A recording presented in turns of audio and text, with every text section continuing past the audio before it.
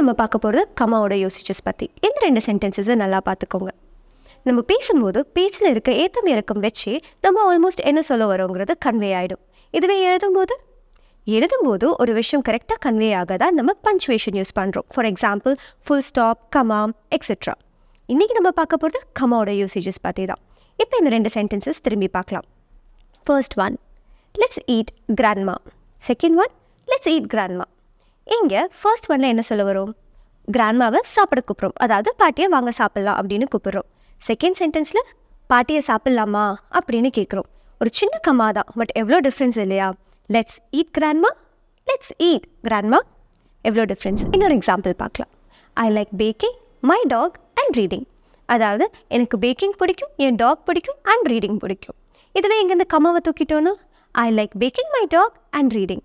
எனக்கு என் talk back பண்ணுறதும் ரீடிங்கும் பிடிக்கும். ஒரு சின்ன கமா எவ்வளோ இம்பார்ட்டண்ட் இல்லையா? அந்த கமா யூஸ் பண்ணாக்கிட்டு எவ்வளோ மீனிங் மாறுது இல்லையா? ஸோ கமா யூஸ் பண்ணுறதுக்கு நிறையா ரூல்ஸ் இருக்குது. அதில் சில ரூல்ஸ் இன்றைக்கி நம்ம பார்க்க போகிறோம். ஃபர்ஸ்ட் மெயின் ரூல், ஒருத்தங்களை டைரெக்டாக அட்ரஸ் பண்ணும்போது நம்ம கமா யூஸ் பண்ணுவோம்.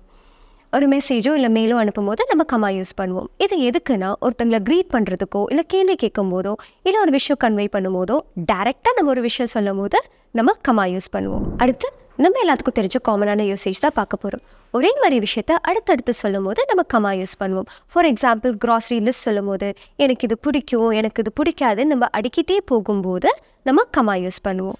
அடுத்து நம்ம பார்க்க போகிறது கோஆர்டினேட்டிங் கன்ஜெக்ஷனுக்கு முன்னாடி வர கமா பற்றி. கோஆர்டினேட்டிங் கன்ஜெக்ஷன் எங்கே யூஸ் பண்ணுவோம்? 2 பெரிய மீனிங்ஃபுல்லான சென்டென்சஸை கம்பைன் பண்ணும்போது யூஸ் பண்ணுவோம். அண்ட், பட், ஸோ இதெல்லாம் கோஆர்டினேட்டிங் கன்ஜெக்ஷன். இதெல்லாம் சென்டென்ஸ்க்கு நடுவில் யூஸ் பண்ணும்போது அதுக்கு முன்னாடி கமா யூஸ் பண்ணுவோம். இப்போது நம்ம கடைசியாக பார்க்க போகிற யூசேஜ் கோட்ஸ்க்கு முன்னாடி கமா யூஸ் பண்ணுறது.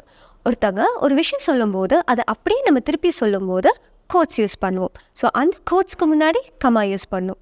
நீங்கள் எழுதும் போதோ இல்லை மெசேஜ் பண்ணும்போதோ இனிமேல் கரெக்டாக கமா யூஸ் பண்ணுங்கள். இதெல்லாம் உங்களுக்கு புரிஞ்சிருந்தா ஸ்க்ரீனில் வர சென்டென்சஸில் கமா எங்கே போடலான்னு ட்ரை பண்ணி காமெண்ட் பாக்ஸில் ட்ராப் பண்ணுங்கள். Anglophone.